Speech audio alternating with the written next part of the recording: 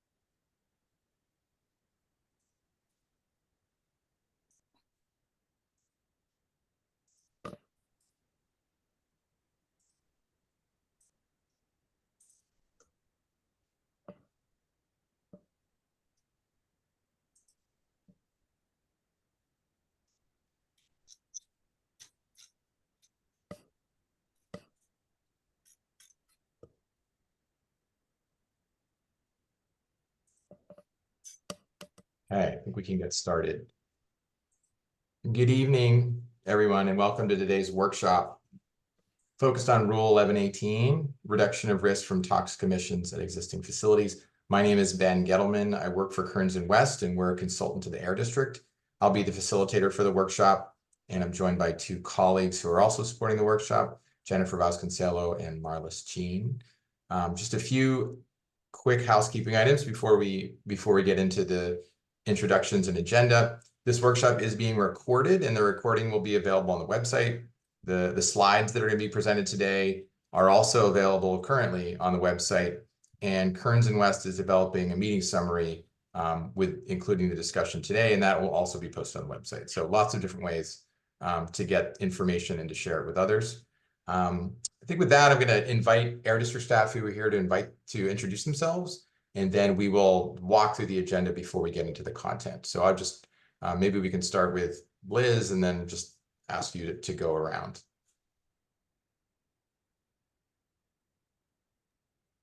Hello, sorry, it took me a second to unmute. My name is Elizabeth Yura. I also go by Liz, and I'm the director of the Rules and Strategic Policy Division at the Air District. And I'll go ahead and pass to Meredith. Hi, thanks, Liz. Good evening. I'm Meredith Bauer. I'm a Deputy Executive Officer here at the Air District, and I will turn it over to Pamela Leong. Hi, good evening. Pamela Leong. I'm the Director of Engineering, our permitting division, and I'll pass it to Carol Allen. Hi, my name is Carol Allen. I'm the manager of the Risk Assessment and Reduction section in the Engineering Division, overseeing Rule 1118 implementation. And I'll pass it to Kevin Wee. Hello, everyone. My name is Kevin Wee. I'm a supervising air quality engineer in the Engineering Division, and I am working under Carol Allen's management. And I am going to pass this over to my colleague, Alex Song. Thanks, Kevin. Hello, everyone. My name is Alex Stone from Rule Development Section. I'm a senior engineer and will be leading the effort related to the amendment of Rule 1118. I'll be passing on to my colleague, Laura Caquette. Thanks, Alex. Hi, everyone. I'm Laura Caquette. I'm a senior air quality specialist in our Rules and Strategic Policy Division, and I will pass it to Brian. Thanks, Laura. I'm Brian Butler, Senior Air Quality Engineer, supporting rules and engineering out of community engagement. And I will pass it to, let me see, can't see who else we have here. Greg. Hey all, I'm Greg Dubin-Muran. I'm an attorney with the Air District, and I will pass it to Robert. Hello, I'm Robert Cave. I'm a senior air quality engineer in rule development, assisting Alex and Laura in this effort. And I'm not sure if we have any more Air District folks on the line. So I think I saw pass it back to Anna. I'll let you take care of it, Ben. Okay. Anna, I think we have you. All right. Yeah. Hi. Anna Lee, I'm from the Community Engagement Office. I'm one of the managers here. Pass it back to you, Ben. Okay, great. And I think that's everyone. Let's go to the next slide. So here's an overview of the agenda. After we go through this introductory segment, Dr. Meredith Bauer is going to provide some brief opening remarks. Then we'll have Carol Allen provide an overview of Rule 1118 and the update process. We'll have some time for clarifying questions about Rule 1118, just to make sure everyone is kind of clear on how the different pieces relate to one another. And following that initial Q&A segment, we'll have another series of presentations focused on updates to implementation procedures and rule amendment concepts centered around 3 main goals. And those goals are to improve transparency, implement risk reduction sooner, and to improve program efficiency. And so after those presentations, there'll be another Q&A and comment period, and then we'll wrap up with next steps and make sure that we adjourn by 8 o'clock tonight. Let's go to the next slide. Okay, these are just some proposed meeting guidelines to make sure we make the best use of everyone's time, in recognizing there are going to be different opinions on the Zoom here, and just ask that folks be respectful of those differences. We want to make sure that everyone has time to speak and to share their comments and to ask questions, so please do share the floor. You all will be muted except when called on, just to make sure we can all focus on the folks who are talking. And if for any reason that we're finding that it's being too disruptive, we'll make sure that we take action so everyone can participate.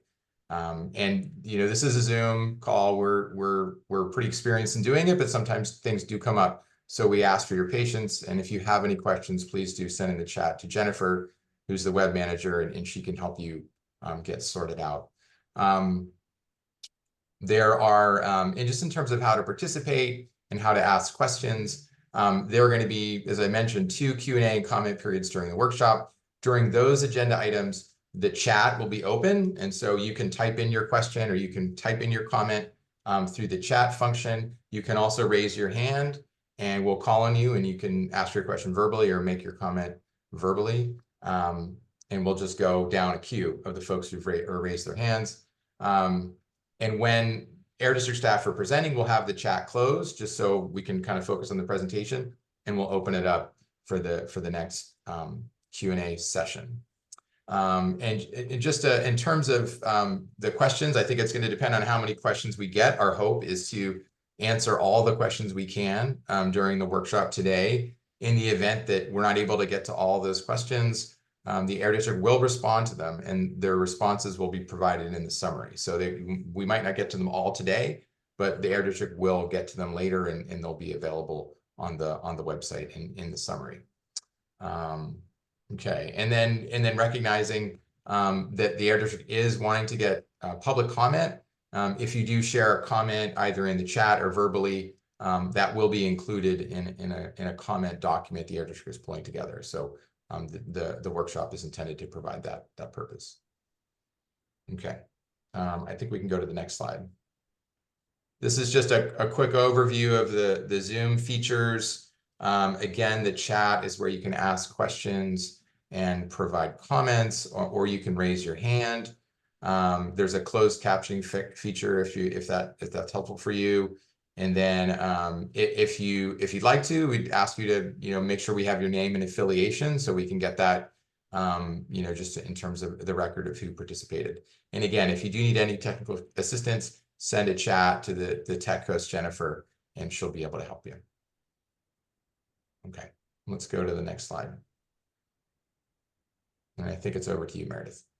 Great, thank you. I just want to take a quick moment to set the stage for the conversation tonight. I joined the Air District a couple months ago, and before that, I was at the U.S. Environmental Protection Agency for over 2 decades. And in the time I was there, I really had not seen a rule like 1118 that is so at the forefront of reducing air toxics risk. So I just want to start out by acknowledging this very important rule. And for example, action levels in Rule 1118 are an order of magnitude more stringent than current state regulations. And California generally is known to have very tight air quality regulations throughout the country. Now, all that said, sometimes when you innovate and push boundaries, you have to learn as you go and make adjustments. So we're committed to the outcomes we intended to achieve in Rule 1118. We think they're really important. But we also acknowledge that we need to do some updates. So we're here tonight to talk about how we can make it easier to implement with the end goal that we can more quickly and effectively get to the benefits that this rule would confer.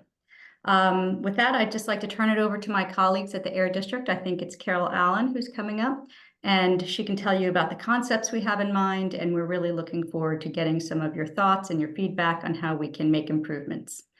Okay, over to you, Carol. Thank you very much, everyone, for coming here tonight or joining us. Just one quick note, thank you, Meredith, before we go to Carol. Oh, sure. Just recognizing that there are going to be a number of terms and acronyms used in the presentation. We did, Jennifer just put in the chat a glossary just with some of the key terms, so you're welcome to open that up, and hopefully that's useful. Over to you, Carol. Thank you. Next slide. Okay. Thank you. Okay. So first thing I'm going to do is give a little bit of an overview of Rule 1118, just in case there's anybody new here who's not familiar with Rule 1118. The goal of this rule has been to identify facilities that pose elevated health risks due to stationary source emissions and to require those facilities to reduce those health risks. The requirements are that facilities that have facility-wide health risks that are above a risk action level must reduce those health risks below the risk action level or install best available controls on each significant source of toxics. And next slide, please.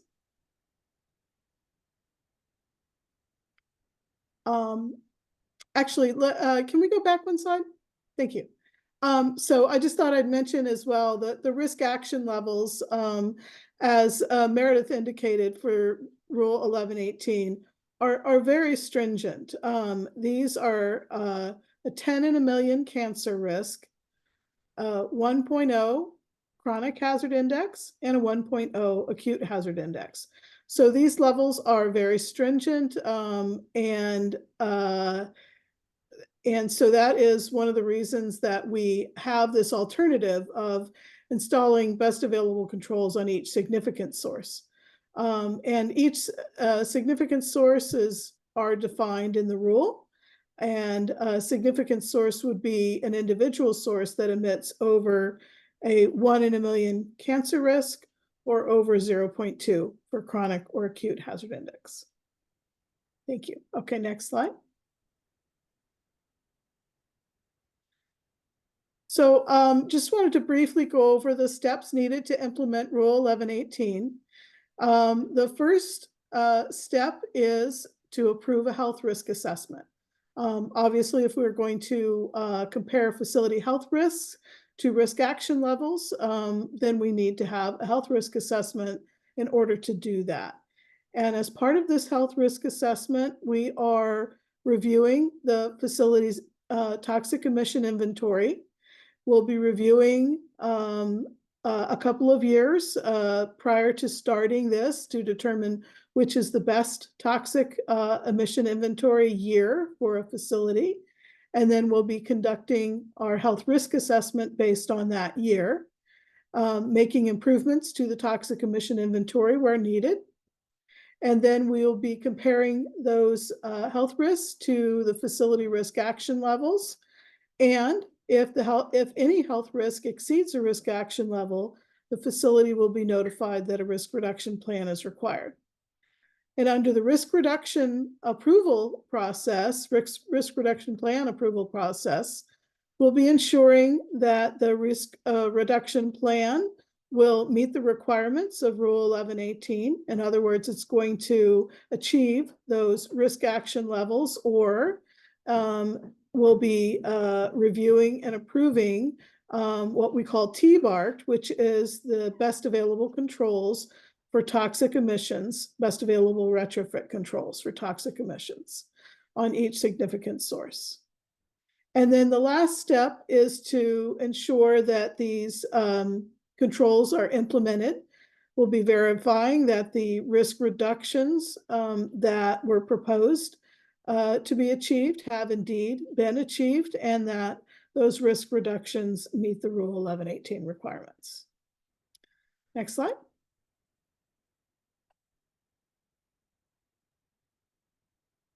Okay, next I'm going to talk about the procedures that we're going through now, which is to update the Rule 1118 implementation process. And as we were going through and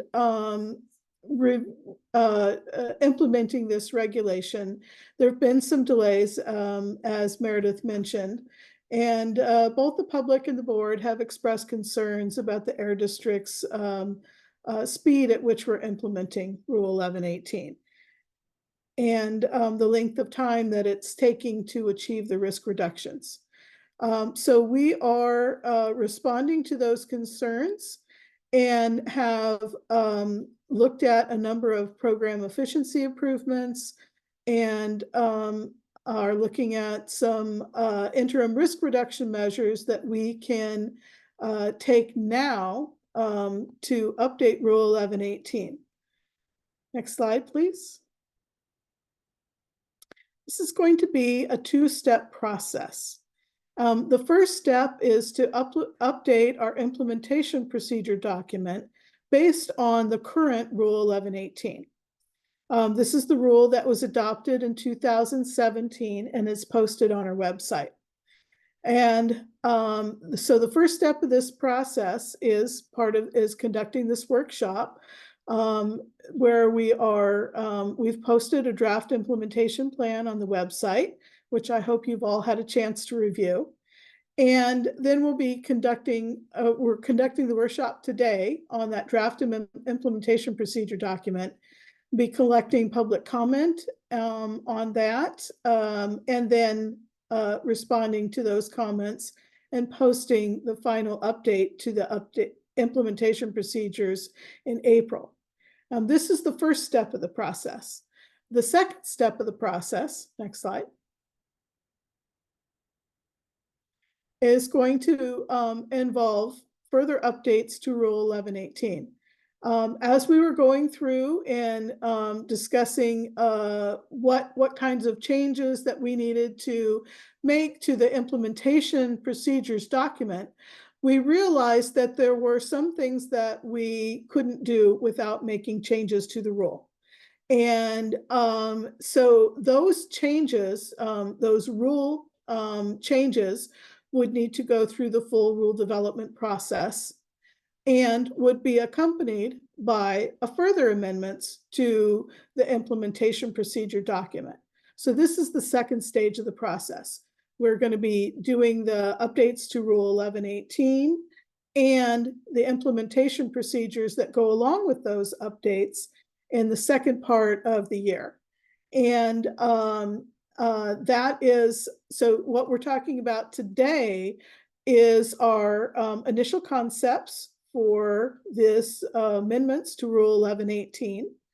And we'll be having more rule development workshops and more things later on in the year that accompany that. So first step of the process is to update the implementation procedure based on the current rule. And then the second step of the process is to update Rule 1118 and make further amendments to the implementation procedure document. And next slide. So I'm going to pause here and see if there's any questions on just general questions about Rule 1118 or our process for going through and updating the implementation procedures and the rule.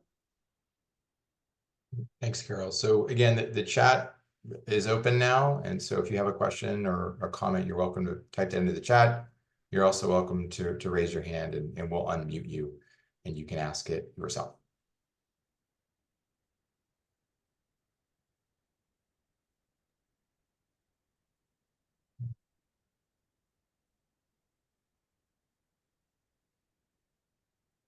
All right, not seeing anything. Maybe give it Couple more seconds.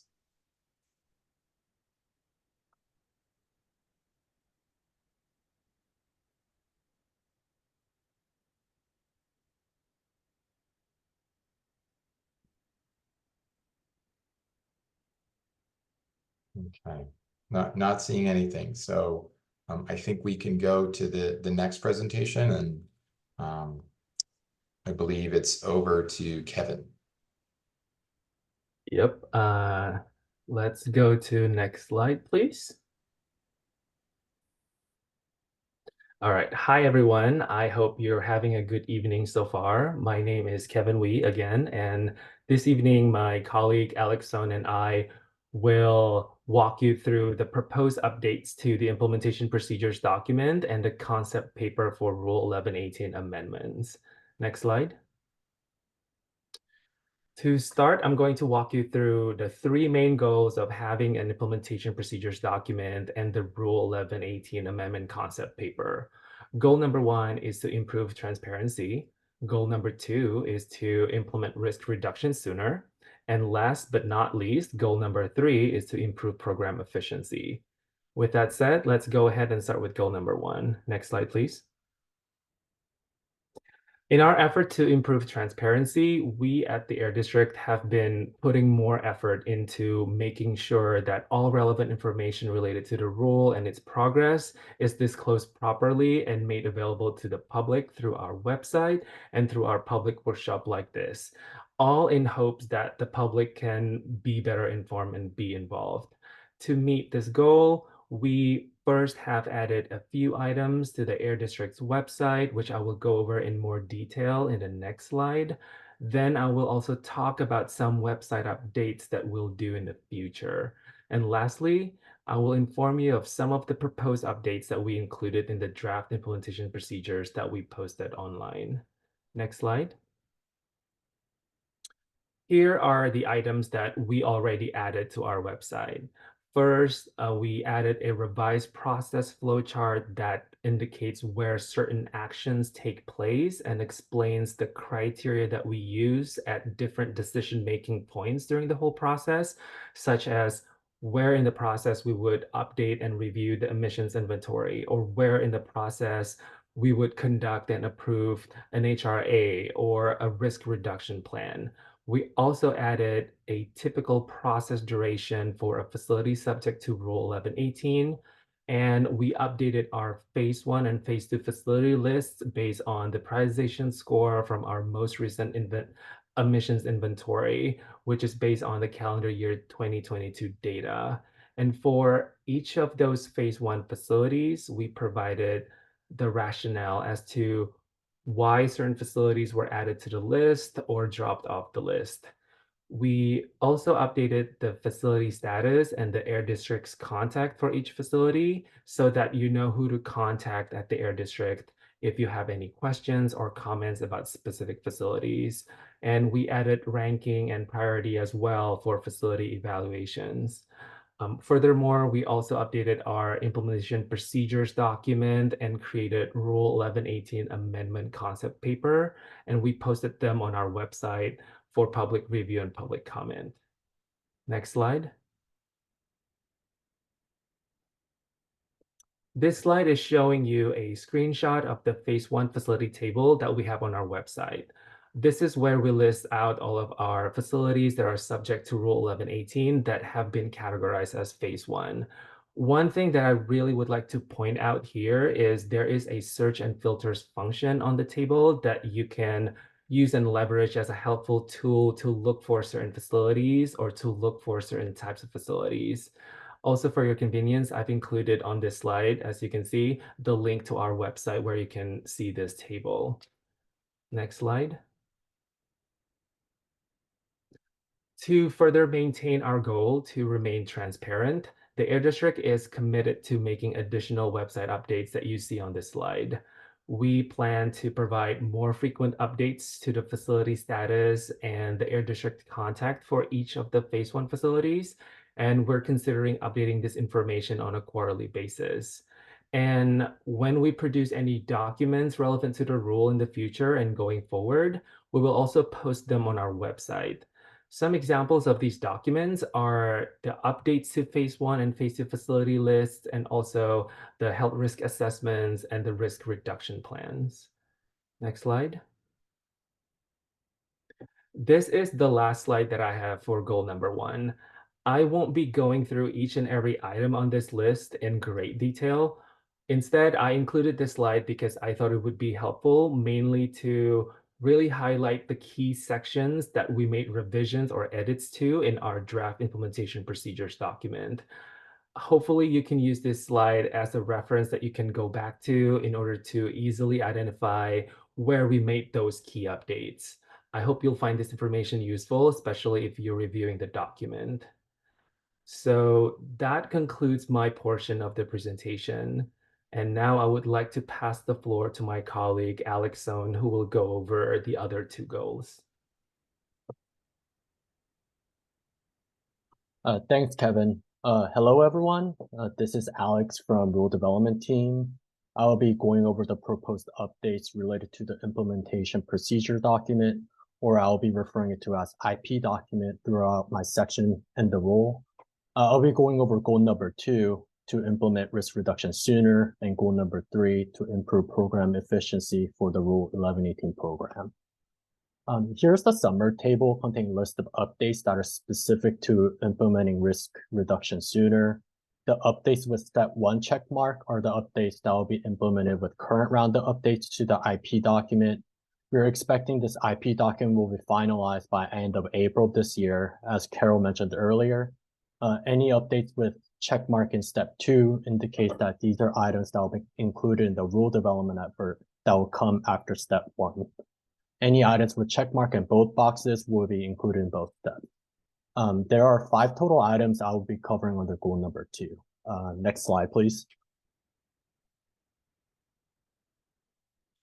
First item I wanted to discuss is to add language to the IP document to allow application of risk action level to a subset of sources at a facility located in priority community.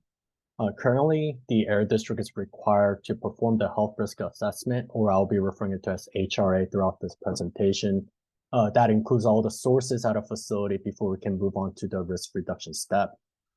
This update will allow the Air District to move forward to the risk reduction step based on HRAs for a subset of sources, if those sources pose a health risk greater than the risk action level. This update will lead to reduction in time spent on HRAs, since full HRAs won't be required for certain facilities, and allow earlier implementation of risk reduction measures at facility located in a priority community. For your reference, there are the relevant sections in the draft IP document rule as shown in the middle of each slide. Section 4.2 of the draft IP document and section 1118.402 of the rule contains the relevant comment requirements specific to this item. These citations are there for your references. If you want to see the relevant comment in the draft IP document or requirement in the rule specific to the proposed updates. These presentation slides are available on the Air District's workshop page. Next slide, please. Another item I wanted to discuss is to add language related to compliance milestone in the IP document. In addition to requiring full implementation of risk reduction plan, or referred to as RRP on the slides, within 5 years, the current rule also requires an implementation schedule. We're looking to clarify that the schedule would identify specific compliance milestones to be demonstrated through annual progress reports. This item will require facilities to meet earlier reduction milestones prior to the 5-year deadline by requiring inclusion of these compliance milestones in the annual progress report. Next slide, please.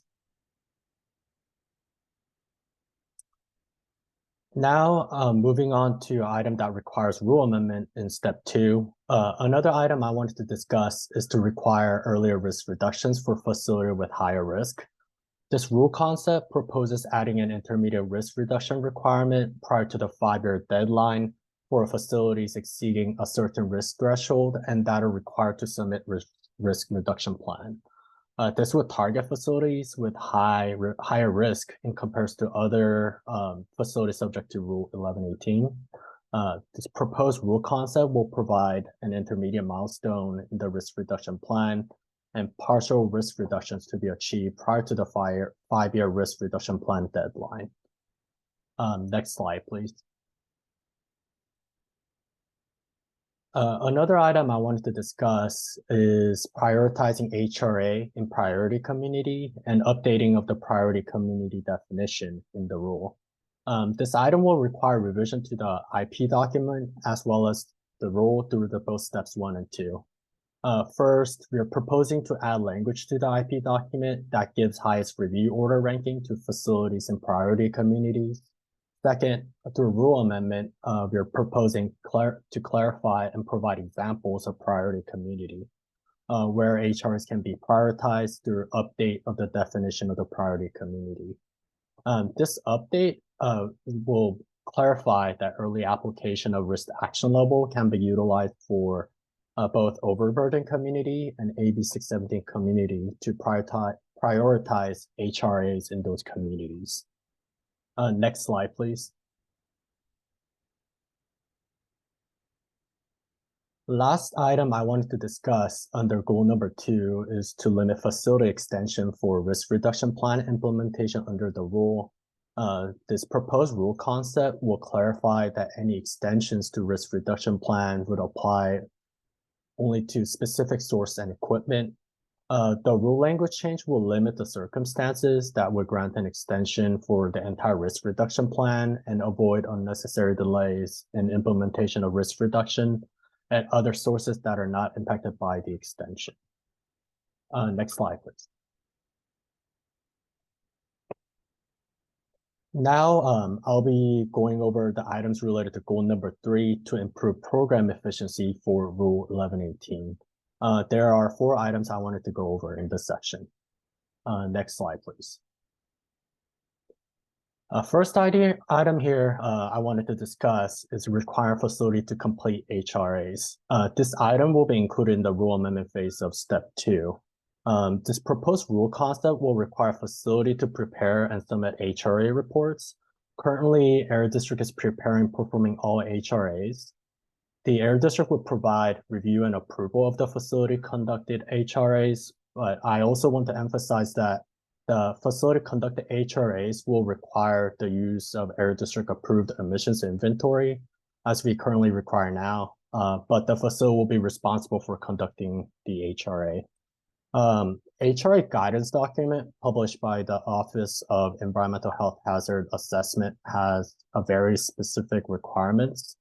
The Air District will review the facility conducted HRA to ensure that HRA is performed in accordance with the requirements in the guidance document. The Air District will be requiring facilities to prepare and submit HRAs, but the Air District will still perform HRAs when needed to accommodate facility that may not have access to an engineering firm or consultants that can perform the HRAs. The rule concept is expected to speed up the implementation of the rule since HRA will be conducted by the facility. There will also be significant resource saving for the Air District as well. Next slide, please.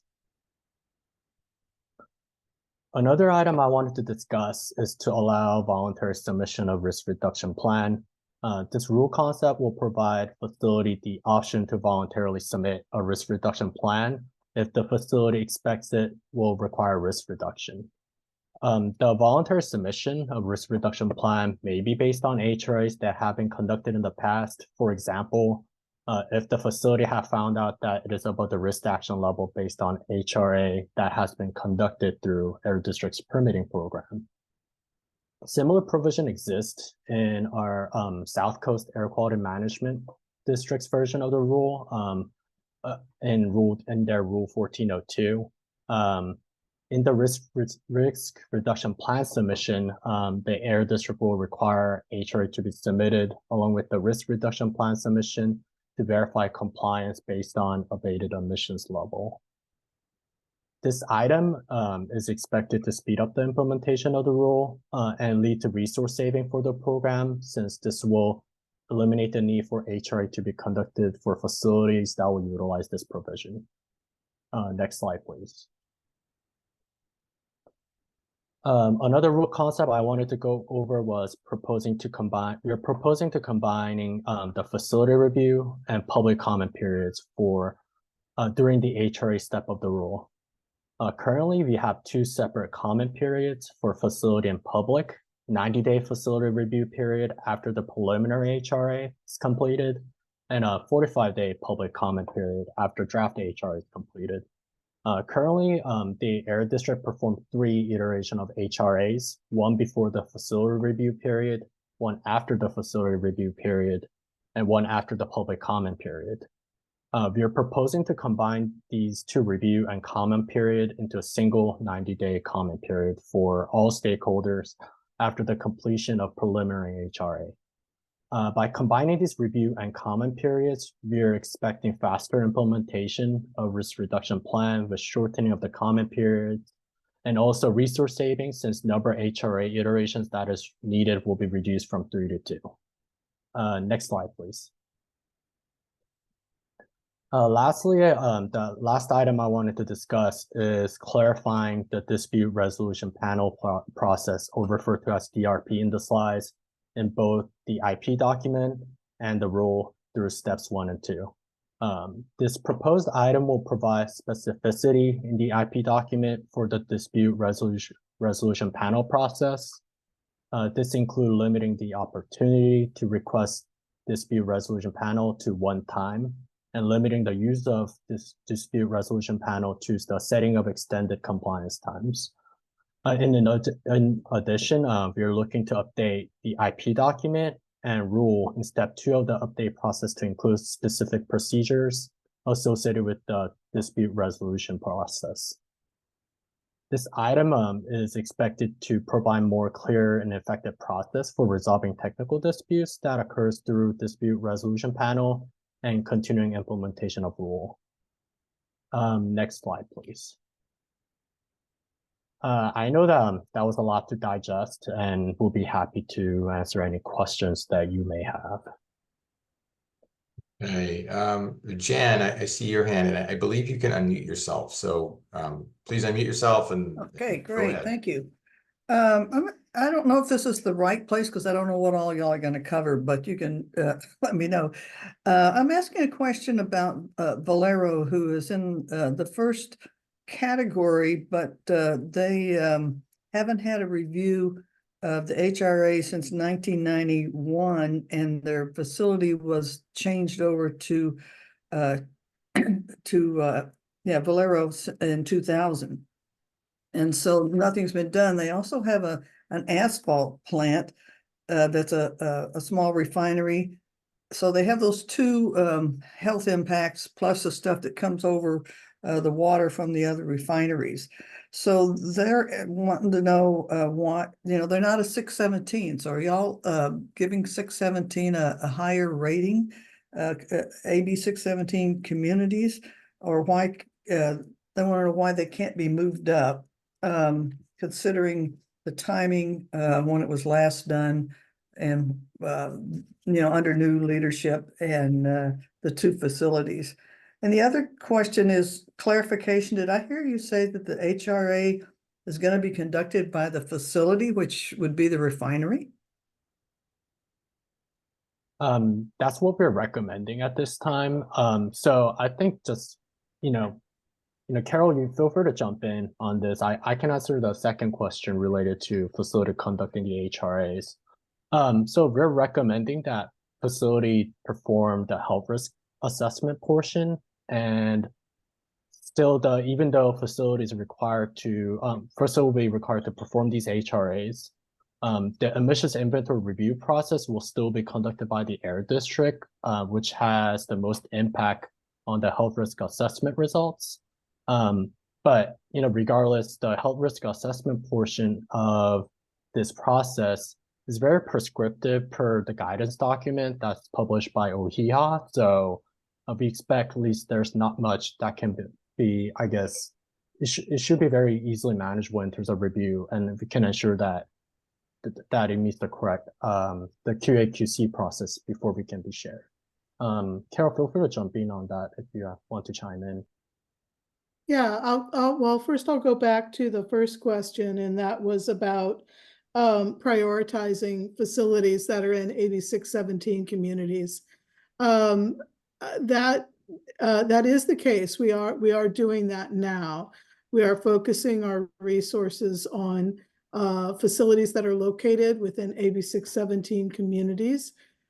We have several that are in the Richmond and West Oakland communities that are in phase 1 that we are working on health risk assessments for. Valero, because it is not in an AB 617 community, has, while it's still high on our list of facilities to complete, it's not in that very first group of facilities that we are working on. So does that mean that you're not going to get something done within the first 5-year period of time? Well, and that's part of how we're hoping to speed up this process is by having the facilities conduct the health risk assessments. The emission inventory will still be reviewed and approved by the Air District, and that has generally been kind of the most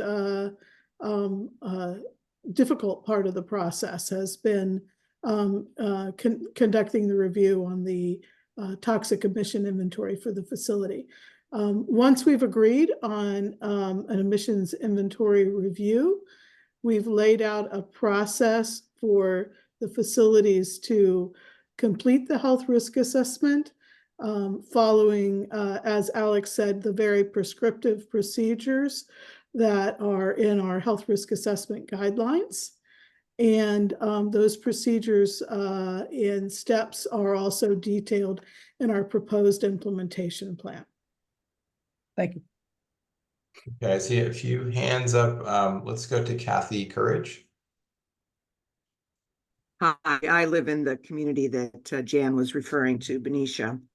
And I do have grandchildren who are close to the fence line and hope that they don't have to wait until they're in high school before a risk assessment is done.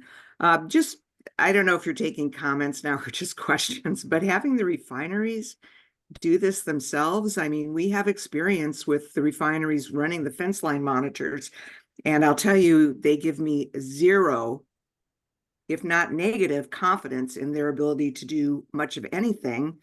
And the fact of the matter is, with the fence line monitors, the district does not review their data, does not seem to do anything when those monitors are not working or are grossly inaccurate. And it just really concerns me that you're putting the fox in charge of the hen house. Thanks. Thank you, Kathy. Let's go to T. Osterberg. Hi, it's Todd Osterberg from Chevron. Just to clarify, the refinery is not running the HRA. The refinery would hire a third-party consultant whose expertise it is to do HRAs to do that work. Is that accurate? Carol, can you clarify? Yes, that's commonly how it's done, is that a third party is often used. We are taking comment on that as to whether or not that's something that we would require, if it would be an independent third party or not. That's something that we're is open for comment.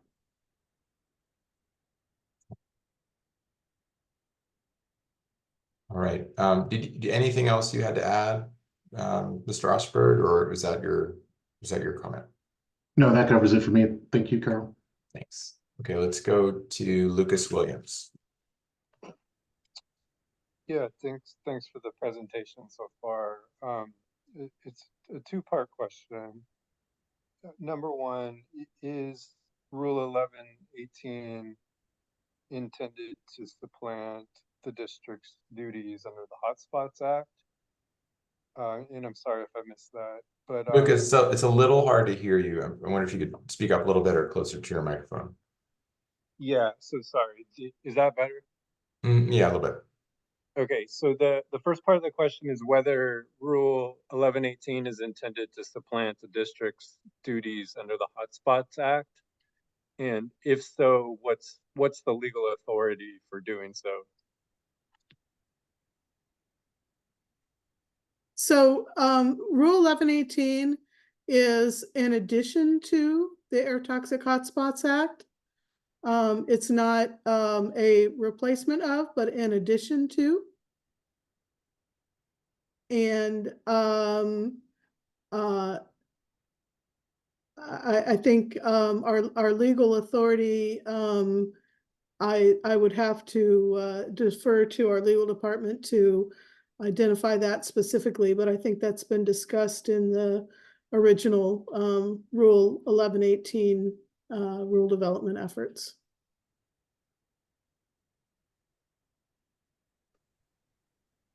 Okay, because it seems like the district hasn't done, so for instance, between 2020 and 2023, the district didn't do the annual toxic inventories under the Hotspots Act.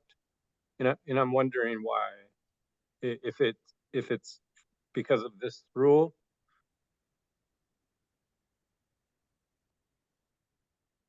We have prepared our emission inventories and submitted them to CARB for each of the years. The one piece that we don't have at the moment is the compilation of all of those emission inventories into a single report. And we are working on those reports. We've had some delays in preparing those, but we are working on those reports for 2020, 2021, and 2022, which is the most current emissions inventory year available.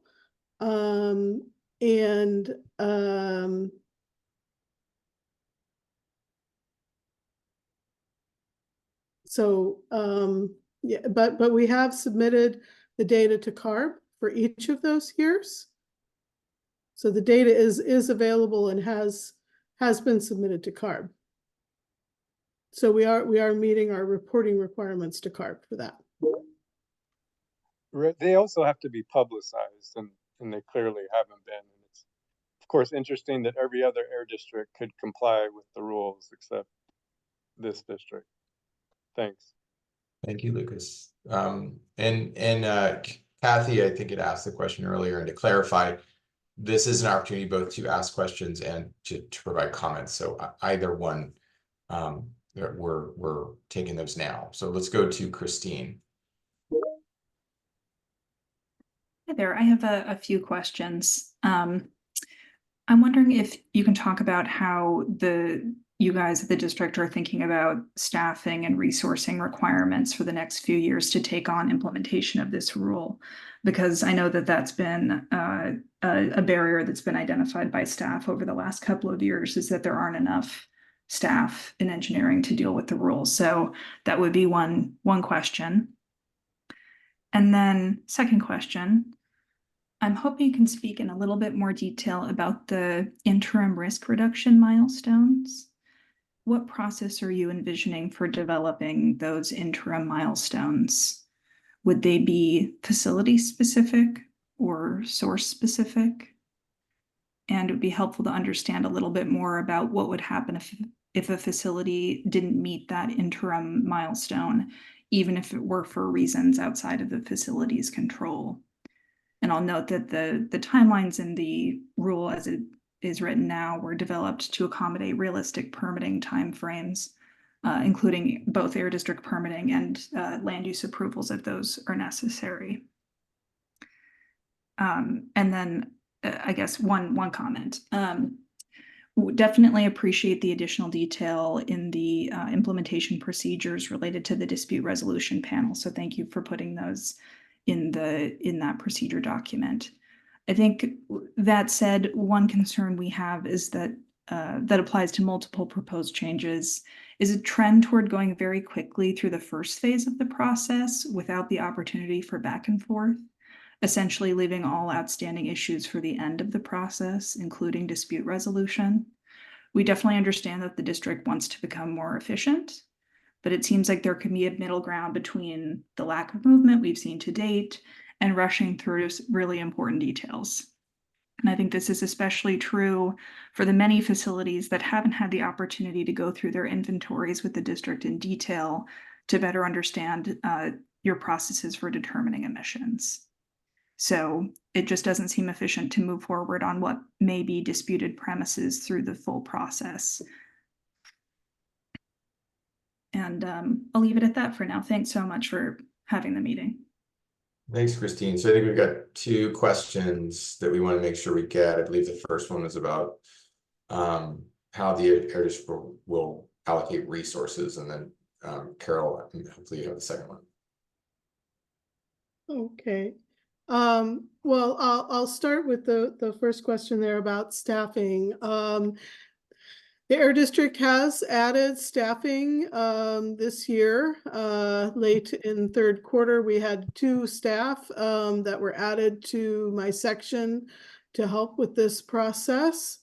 And we are planning on adding more staff to the engineering division in general in the coming year. And we are going through our strategic planning process, which is going to help us prioritize the actions that we can do with the available staff, and to look for planning for the future through that strategic process. Pam, did you want to say anything more about staffing?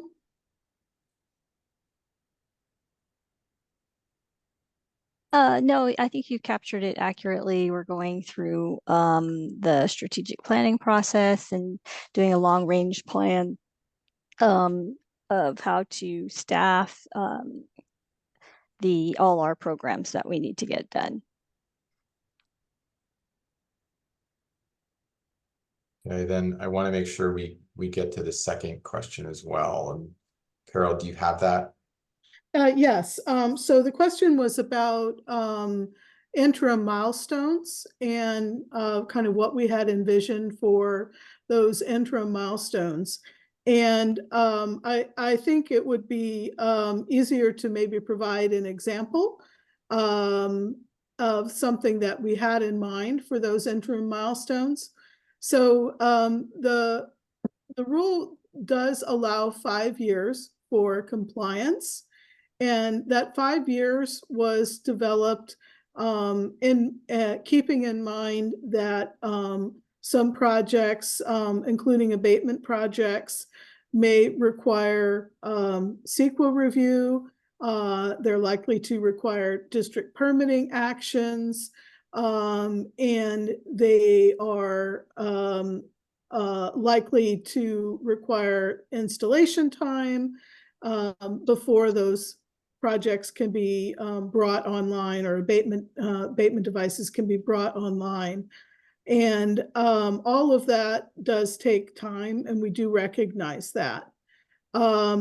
Interim milestones would be of 2 types. So the first type would be, as we're going through this process, it may be to submit an application by a certain date, to complete your installation within some time period of reaching that authority to construct. Those kinds of interim milestones that would keep the project on track as we're going along for a longer project. Another type of interim milestone might be for a simpler type of project that may involve simply curbing throughput, maybe adopting a permit condition that would limit throughput on a particular source, or change out a type of material from a higher toxicity material to a lower toxicity material. Something like this that we would envision that would be able to be accomplished in much less than 5 years. And so if there is a project that we feel could be completed and installed in less than 5 years, there's not a reason to give it the full 5 years before somebody does that. If there's something that can be done sooner, let's get it done sooner. And so those are the kinds of things that we might put in an interim milestone. And we would be discussing that with the facility through the risk reduction plan. Thanks, Carol. I see two hands, Stephen Rosenblum and Kathy. Let's go to Stephen and then Kathy, and then I see a question in the chat. Go ahead, Stephen.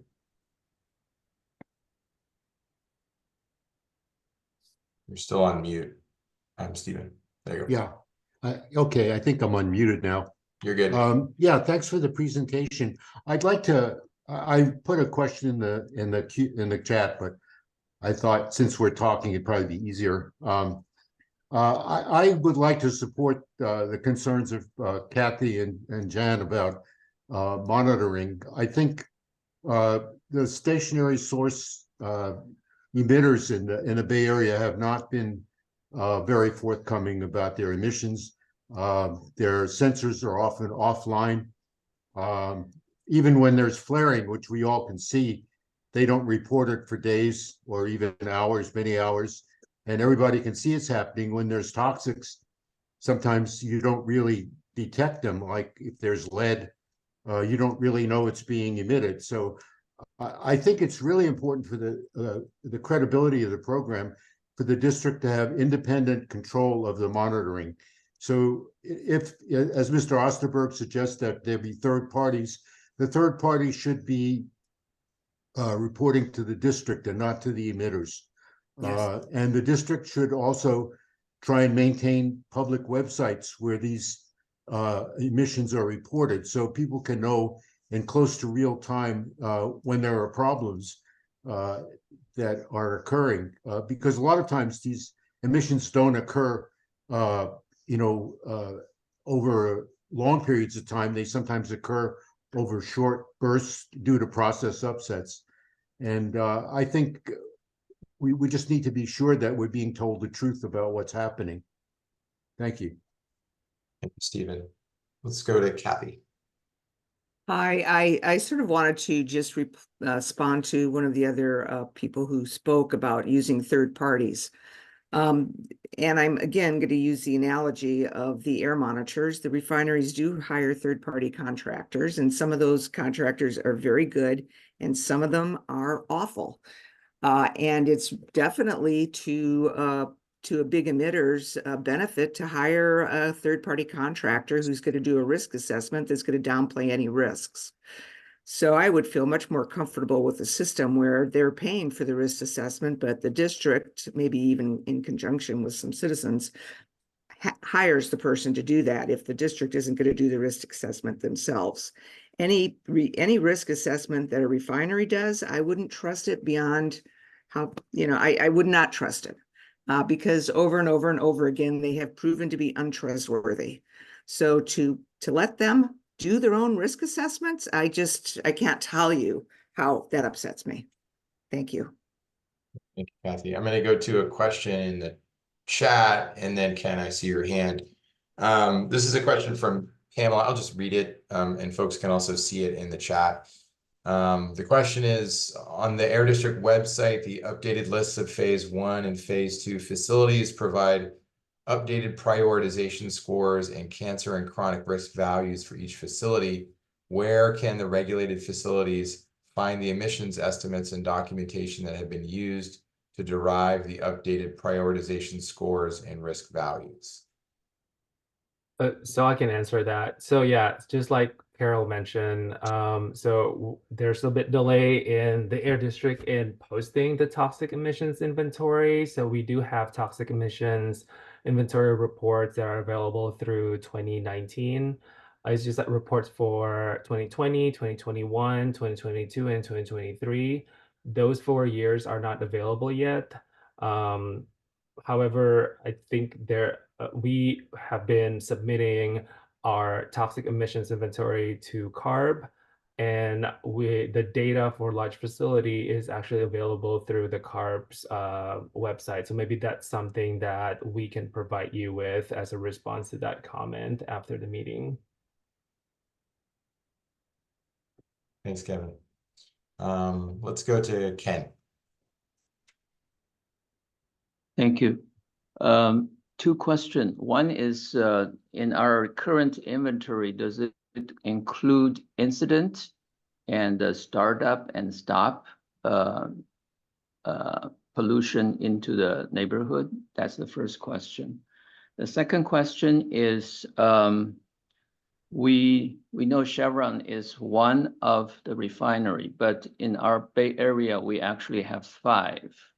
And Valero has been mentioned here, but also we have Phillips 66 and Martinez Refinery Company and Marathon. So I was wondering how we are going to take care of the other 4 refineries. Thank you.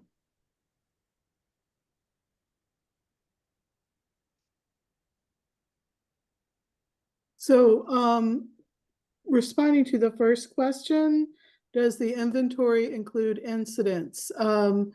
It does not include upsets or non-routine emissions.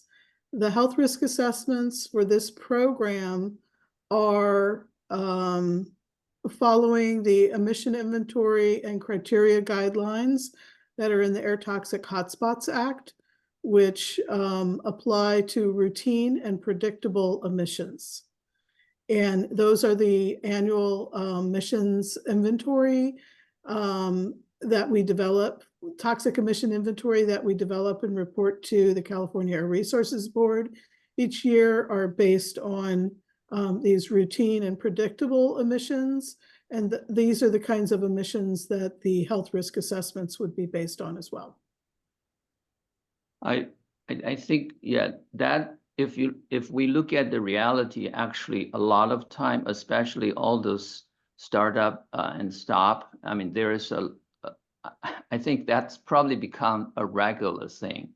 It's not like when we are talking about incident, we're thinking about like once in a blue moon, but the way which currently those refinery is doing, it's like basically it's a regular thing. So this is a comment which I want to make. I think actually those incidents sometimes contribute a lot of damage to the community. So those things needs to be considered. Thank you. Thank you, Ken. Thank you. And I have a second question. The other refinery, right? What are we going to do with them? So I can start with my response first, Carol, and then you can add to that. I can give you just a little bit update on the implementation progress, more specifically on the Chevron refinery. Just want to share the progress with everybody here that we have identified calendar year 2021 as the best inventory year for Chevron's health risk assessment. And we have worked closely with our team at the Air District, more specifically for the AB 617 Richmond San Pablo team on updating Chevron's 2021 toxic emissions inventory. And we have shared a copy of our toxic emissions inventory with Chevron, and we've received comments from Chevron on this draft toxic emissions inventory. The Air District is still working towards responding to Chevron's comments on the inventory, and at the same time, to avoid delays, Carol has been also working with her staff on setting up the air dispersion modeling runs for all Chevron sources. So that is a progress status on Chevron Refinery HRA. We do also have the other 4 big refineries on our phase 1 list. And as I mentioned in my presentation for phase 1 list, we did put those facilities into 3 different categories in terms of priority. And those categories are top, medium, and low. Just want to let you know that all the 5 refineries, they have been categorized as phase 1 facilities, top priorities. We haven't really done the the full HRA for the other refineries, and their HRA work is currently underway. Okay, just a comment, like, Yeah. I mean, is it possible some of the activity can happen in parallel instead of like, it sounds like it has, I mean, you're doing one and then the other and the other. I think some of the data collection thing could be happening in parallel. So we'll be, for example, all this inventory, are they up to date and things like that? Okay, that's my comment. Thank you. Okay. Well, thank you so much for the comment. We'll take that.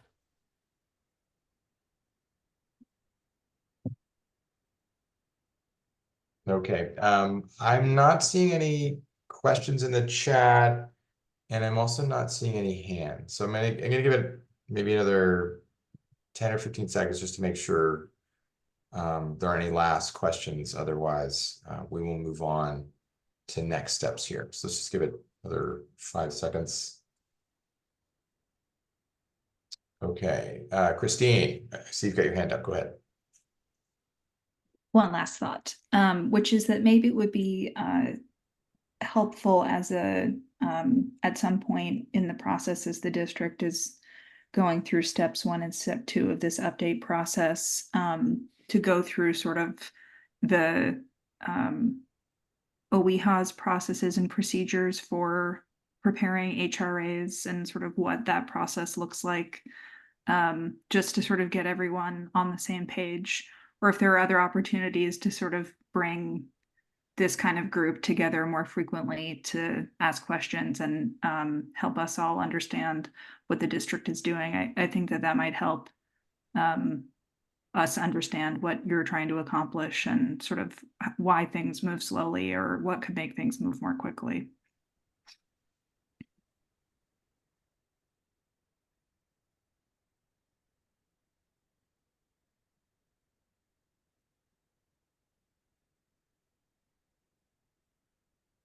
Christine.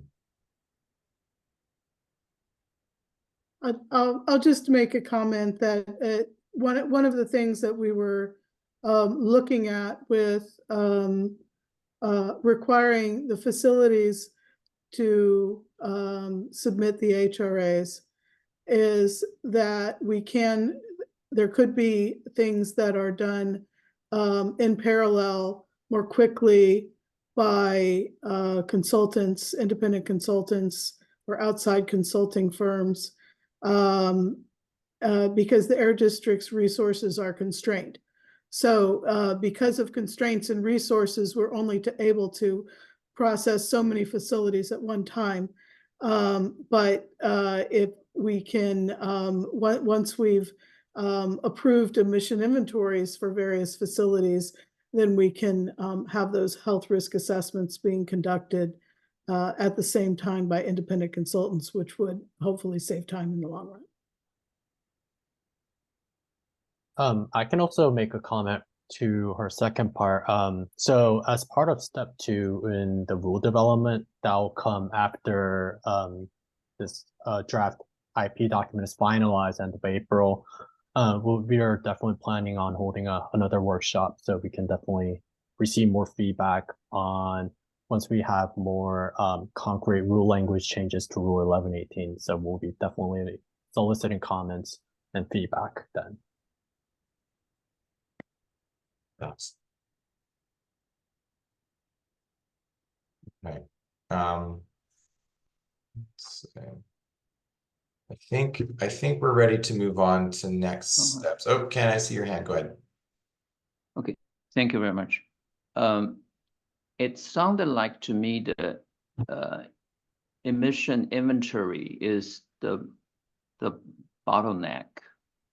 So I was wondering if the Air District has a plan to improve to solve this problem. Of course, that's my assumption. I don't know the detail. So thank you. We are working on developing default toxic air contaminant emission factors for many different source types. We have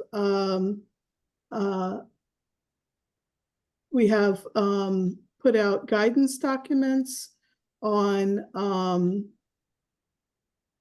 emission calculation procedures for refineries, and are putting out procedures and default toxic emission factors for many other types of sources that we are working on.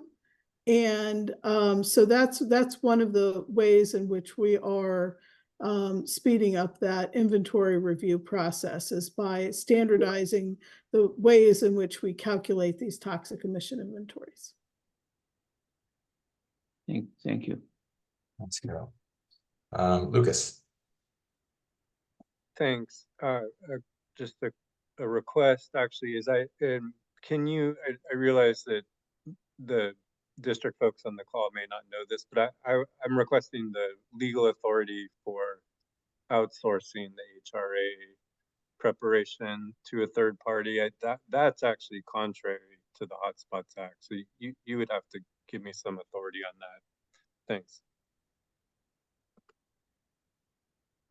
Thanks, Lucas. Okay. All right. And again, taking a quick scan here. Not seeing any hands. So I think we're ready to go to next steps. So let's go to the next slide, and Alex, I think it's over to you.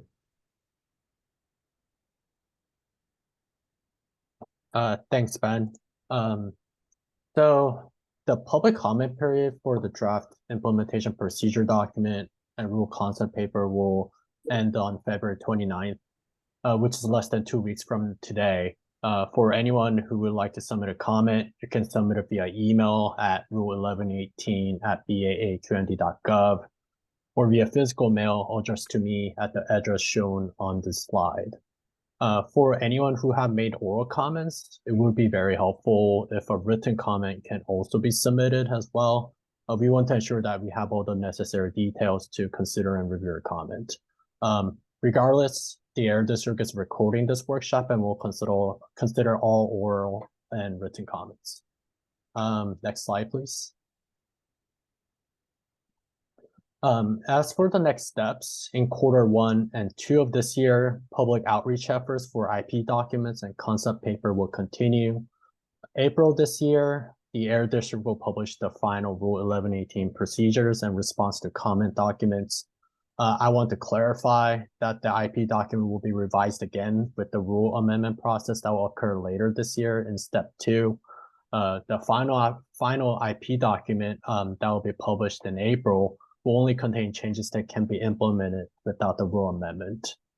Q2 and 3 of this year, the Air District will commence the rulemaking process, or rule amendment process rather. Another item I wanted to point out that is not on the slide is that in March, the Air District will be providing an informational presentation to the Stationary Source and Climate Impact Committee regarding Rule 1118. Lastly, for anyone interested in receiving updates regarding Rule 1118, you can subscribe at the link included on this slide. Next slide, please. I believe that is the end of our presentation. Thank you. Yeah, I think that's it. Okay, yeah, and that does conclude the presentation. I want to thank all the Air District staff for providing information in the slides and answering questions, and thank everyone for joining on your evening tonight. And again, I think the Air District just looks forward to receiving additional comments by the deadline. So thank you all again for, Janet, I see your hand up. Did you want to get a quick one in before we adjourn here? Yes, thank you. I'm just appalled that there's like 2 weeks to comment. Why is the comment period so short?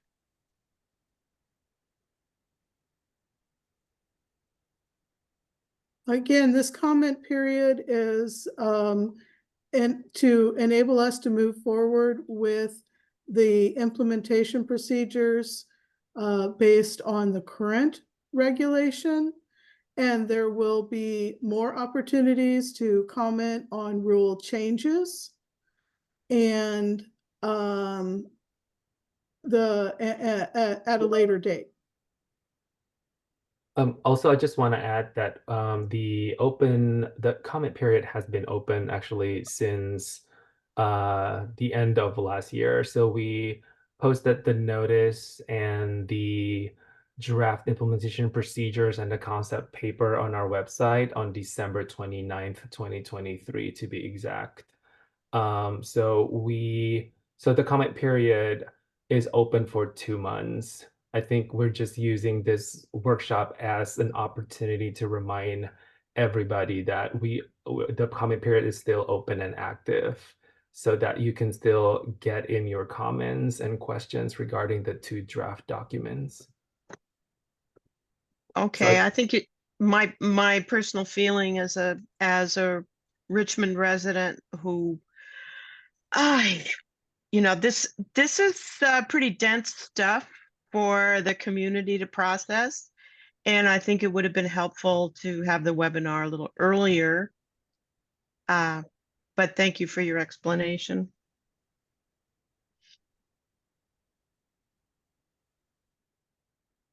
We'll definitely take that into account and for the future workshop. Thank you.